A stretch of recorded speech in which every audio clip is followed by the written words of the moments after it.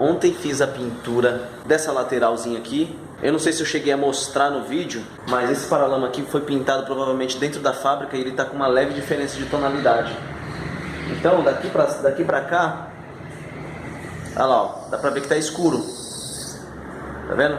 E eu não cheguei com tinta aqui, ó. Então tá vendo que tá escuro. Então esse paralama já foi pintado dentro da fábrica, os dois. E aqui também, ó, essa lateral aqui já foi pintada, mas só que não foi dentro da fábrica. Isso aqui já foi feita uma repintura. Já deve ter sido batida essa lateral, alguma coisa do tipo. O dano era aqui, nessa peça aqui. E como a tinta ia chegar muito próximo aqui do paralama, eu preferi fazer uma abertura, um alongamento no paralama, certo? Para não dar diferença de tonalidade. Então você vê que ele está ajustadinho, não tem essa diferença. Aqui tinha um machucadinho e aqui tinha um amassadinho de vinco. Já ofereci para o cliente, como eu ia ter que pintar esse machucadinho aqui, ia dar uma diferença de tonalidade daqui para cá. Então já ofereci para o cliente arrumar aqui também para fugir dessa diferença. Então já ficou igualzinho ali também, só que aqui tá diferente a cor, porque já foi feita uma repintura aqui e eu não cheguei com tinta para cá, para não ficar de repente até pior. Vocês podem ver que eu não cheguei com tinta aqui, ó, por conta dessa fita aqui, ó, que eu mantive aqui. E aqui, ó, o degradê. Cheguei com degradê até aqui, ó. Tá vendo que ele tá um pouquinho mais escuro? E aqui, ó, olha só. Aqui tem bastante tinta porque a fita tá da cor do carro, ó. Aqui tá pulverizado e aqui sem tinta. Então foi feito o degradê aqui, ó. Fiz o alongamento, como vocês viram no vídeo. Fui alastrando, fui fazendo, jogando como se você estivesse dando uma raquetada. Essa é a técnica que eu uso, essa é a maneira que eu gosto de trabalhar. Eu ia mostrar nesse vídeo fazendo o alongamento utilizando o ponte aderente. Só que aí eu tava meio que com pressa, acabei deixando para lá. Deixa para um próximo vídeo. Então fiz a técnica de raquetada, então não precisa de ponte aderente. Então você consegue fazer que não fica sombra, não fica mancha, não fica nada, beleza? Então é isso aí, agora eu vou começar com polimento, o lixamento para fazer começar com polimento. Nesse caso aqui eu vou entrar com a lixa 1500, porque eu deixei ela bem casquinha de laranja para aproximar com a textura de fábrica. Porque quando você, que nem nesse paralama aqui, nesse paralama eu já não consegui, ele ficou muito espelhado, ele já ficou igualzinho à textura da fábrica, o paralama. Então o que eu vou ter que fazer? O paralama eu vou ter que vir catando só os pontinhos de sujeira e não vou lixar o paralama, porque se eu lixar já vai ficar liso, vai ficar sem textura e não vai ficar igual mais a textura de fábrica. Se bem que o paralama não fiz pintura, fiz um alongamento, então o paralama eu não mexi, eu mexi nas duas portas, certo?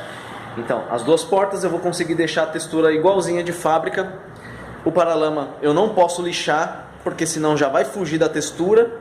Então vou fazer um lixamento localizado só nos pontinhos de sujeira, faço o polimento só nesses pontinhos. E na porta, sim, nas portas eu vou vir lixando com a 1500, a 2000 não tem na casa de tinta, então eu comprei a 2500. Então vamos ver o que eu vou conseguir fazer aí. Vou vir com a 1500 nas portas todinha, depois que a lixa gastar, volto com elas de novo para ver se ela se transforma numa 2000 e depois vou com a 2500 ou já entro direto com a 3000. Ó, então eu vou mostrar para vocês aqui, ó, a textura que ficou do paralama. Vamos ver se vai pegar o foco aí para poder enxergar. Não sei se vai dar para ver não. Mas a textura, ela já ficou igual a textura da fábrica. Então, se eu entrar com lixamento aqui, vai ficar liso. Eu vou tirar a textura que existe nela. Então eu não posso entrar com lixamento nesse paralama, certo? O que acontece se eu entrar com lixamento desse paralama? Vai prejudicar na pintura? Não vai prejudicar em nada, nada, nada, nada. É só essa questão que eu tenho de querer copiar o máximo de originalidade da pintura de fábrica. Não tem problema nenhum se ficar liso isso daqui, entendeu? O cliente não vai perceber em nada isso. A não ser aqueles clientes muito exigentes. Já vieram vários clientes aqui que me viram pelo YouTube e queriam que eu corrigisse no polimento uma pintura que foi feita no carro deles que ficou sem textura. O cara lixou muito e tirou e ficou liso. E o cliente falou, ó, não tá igual a textura, eu queria que ficasse igual. Como eles são leigos, eles perguntaram se tinha como corrigir no polimento. Corrigir no polimento já não tem como mais, porque já alisou. Aí, o que tem que fazer? Pintar novamente. Não tem outra forma de você corrigir a textura do verniz fazendo um polimento. Se a textura ficou igual a essa daqui, ó, vamos ver se dá pra ver na câmera. Essa daqui eu deixei ela bem casquinha de laranja. Ó, vamos ver se dá pra ver naquela lâmpada lá. Ó lá, eu deixei ela bem casquinha de laranja pra, na hora do lixamento, ela se espalhar e copiar a textura de fábrica. Nesse caso, tem como corrigir a textura no lixamento e no polimento. Nesse caso não. Nesse caso aqui ele já ficou já quase espelhado, ó, com pouca textura e já que é igual da fábrica. Então, nesse caso, se eu tivesse que fazer uma correção, aí tem que pintar de novo. Então, por isso que eu não vou mexer. Mas é uma coisa que eu tenho certeza absoluta que o cliente não ia perceber, que estava liso, sem textura. Agora, em questão de tonalidade, algumas pessoas já percebem. O dono desse carro, ele não percebe essa diferença de tonalidade. Eu tenho certeza absoluta, mas tem cliente que consegue ver essa diferença de tonalidade. Então, é muito mais fácil o cliente reparar a diferença de cor do que reparar a textura. Agora eu quero falar um pouco da pintura com a maçaneta no lugar e sem. Dá pra fazer a pintura com a maçaneta do lugar? Dá, perfeitamente.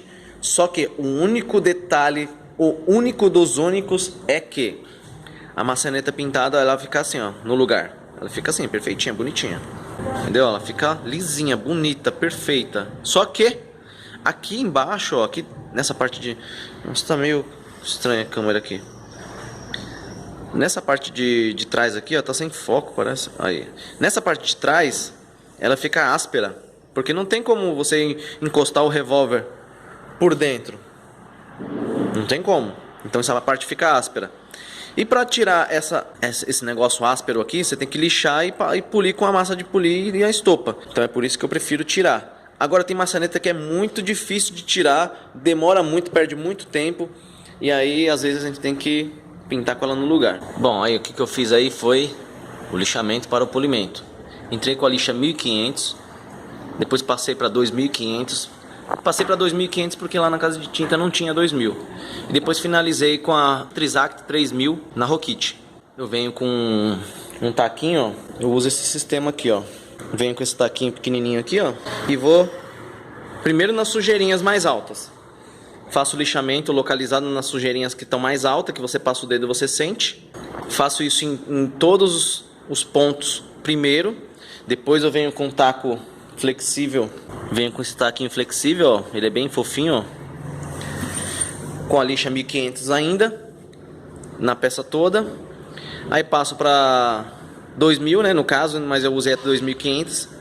E depois finaliza com a Trizact 3000 na Rokit. Certo? E aí ele fica nesse aspecto aqui, ó. Ó, faltou lixamento com a Trizact aqui, ó, tá vendo? Que tá mais fosco. Ali tá fosco, ó, o resto você vê que tem reflexo.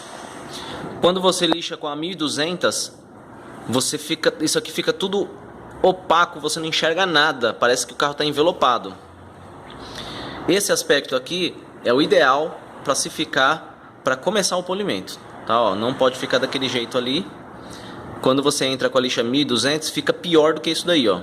Ele fica bem opaco, parece que o carro tá envelopado.